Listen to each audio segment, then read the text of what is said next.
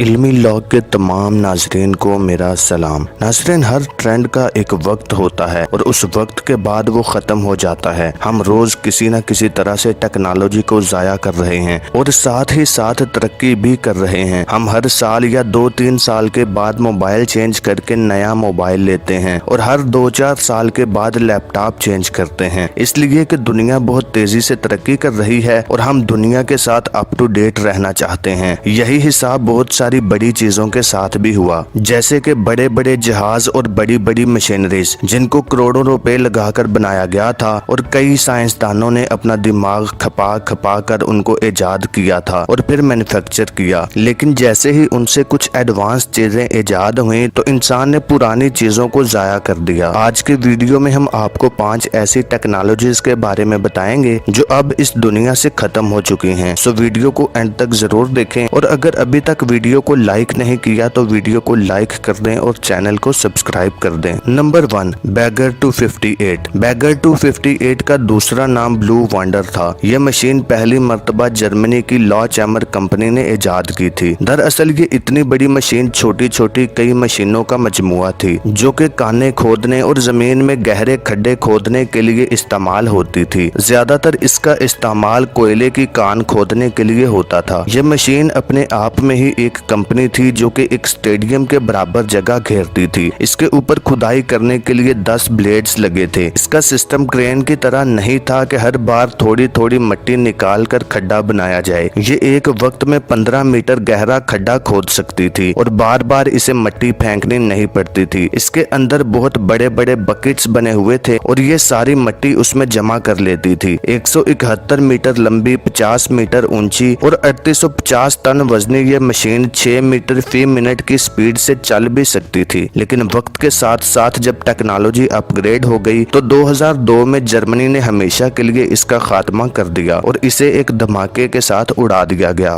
Number 2، Curtiss Wright model 2500 air car. یہ ایک ہوا میں اڑنے والی جنگی کار تھی۔ دوسری جنگ عظیم کے بعد امریکی فوج نے اپنی جنگی ٹیکنالوجی کو بڑھانے کے لیے بے شمار پیسہ لگایا۔ وہ چاہتے تھے کہ جب وہ فیوچر میں کسی میدان جنگ میں اتریں تو زیادہ مضبوط ہوں۔ اسی مقصد کے لیے انہوں نے یہ ایئر کار بنائی جو کہ ٹائروں کے بغیر چلنے کی صلاحیت رکھتی تھی۔ اس کار کے اندر جہاز کا انجن لگایا گیا تھا اور یہ تقریباً 15 انچ زمین سے اوپر ہوا میں اڑ سکتی تھی۔ یہ کار پانی کے اندر بھی چلنے کی صلاحیت رکھتی تھی اور 1000 پاؤنڈ کا وزن اٹھا کر 38 کلومیٹر فی گھنٹہ کی رفتار سے یہ پانی کے اندر چل سکتی تھی اور اسی سپیڈ سے یہ فلیٹ روڈ پر بھی اڑتی تھی۔ اس کا اپنا وزن 1256 کلو تھا۔ یہ 21 فیٹ لمبی اور 8 فیٹ چوڑی تھی۔ مضبوطی کے لحاظ سے یہ بے مثال تھی۔ اس کی باڈی بہت ہی مضبوط تھی، لیکن اس کا ایک ڈیفیکٹ تھا، وہ یہ تھا کہ یہ پانی اور فلیٹ سڑکوں کے اوپر تو بالکل صحیح چلتی تھی، لیکن کسی پہاڑی علاقے یا کوئی جگہ جہاں 10-15 انچ سے زیادہ کھڈا اور جمپ ہوں وہاں یہ پھنس جاتی تھی اور اسی وجہ سے امریکی فوج نے اس کو بنانے پر پابندی لگا دی اور اب یہ صرف میوزیم میں ہی نظر آتی ہے۔ نمبر 3،